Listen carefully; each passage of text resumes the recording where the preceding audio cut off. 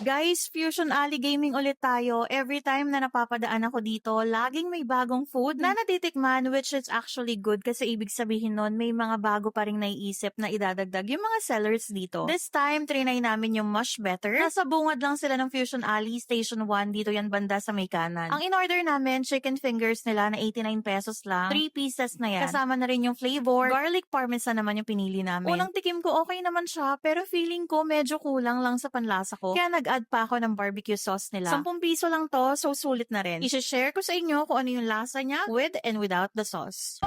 May asawa pa si Mingyu, oh. Tignan mo, Higit ka oh. naman. Yung kabit pa, oh. Tikman natin yung ano.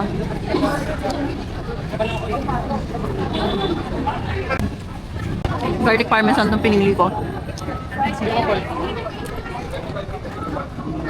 10 ko na ba? 10 doon? Although dry yung pinaka-chicken sa loob, nakakompensate naman nung pinaka garlic parmesan na parang pinaka-sauce since dinip siya dun sa may parang buttery na garlic parmesan something, right? Actually, 4 pieces nga siya. Siguro dahil maliliit yung serving size nila, kaya 4 yung binigay. Pero nakita ko doon is 3 pieces lang dapat talaga. Bibigay nito, mas okay na mag-add kayo ng cheese, ay mag-add kayo ng sauce. And then, mamili kayo ng flavor. Kasi yung chicken niya, dry na.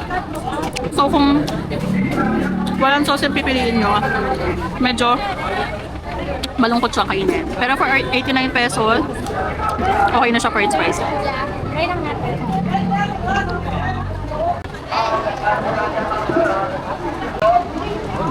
Okay, may lasa din siya. Dry lang talaga yung pinaka-chicken niya. Oo, din. May okay din sila. Hindi ako mapakali. 10 pesos lang pala yung barbecue na sauce. Limang ko lang.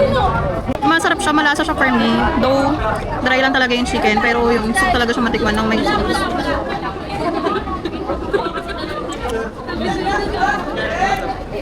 In fairness, mas nag-level up pa na may sauce na.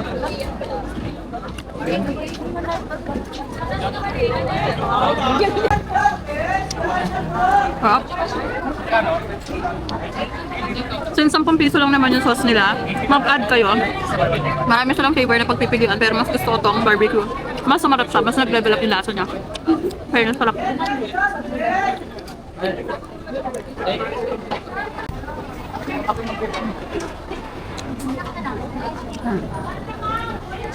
Ba? Mas sumarap. Hindi siya katulad kanina na pang malaki. Ganyan siya, yung sinasabi ko, dry masyado yung loob.